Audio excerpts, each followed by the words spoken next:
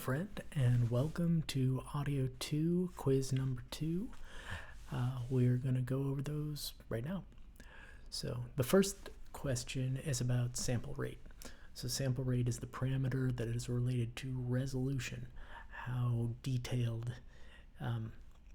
our audio is, and 44.1 kilohertz, or cycles per second. That's the standard consumer sample rate. If you had CDs, that was the Redbook audio. That's what I'm requiring you to turn your projects in. So it should sound familiar, I hope. 44.1 kilohertz. Bit depth is the number of quantization steps. So if I drew that little thing on the board, right, the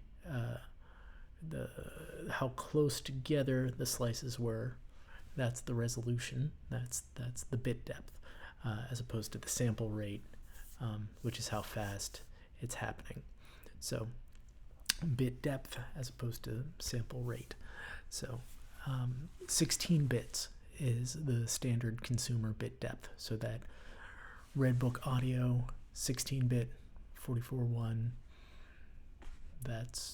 That's what I'm requiring you to do. If you're going to print it on a CD that works in a CD player, that's what you need. Okay, WAV and AIFF are the two universally accepted file formats.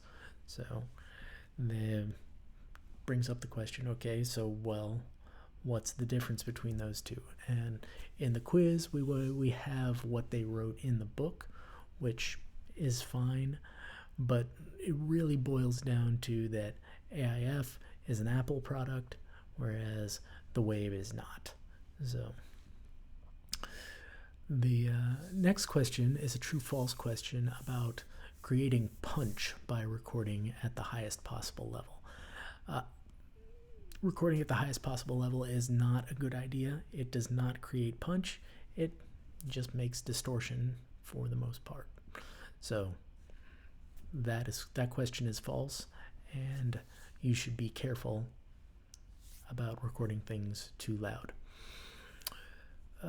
Jitter is signal degradation with clicks and pops. So moving on to the next question even. So where do we get these clicks and pops from? Usually it is when you have several devices that are trying to work together and are not syncing up. If they're out of sync, that will cause jitter, and that's where you get those clicks and the pops. And finally, word clock is the single master timing reference. So everything in the studio should be aligning itself to one individual time clock so that everybody's working together, right? So the time clock is the one single master timing reference, like a kangaroo who is not surprised at the prices.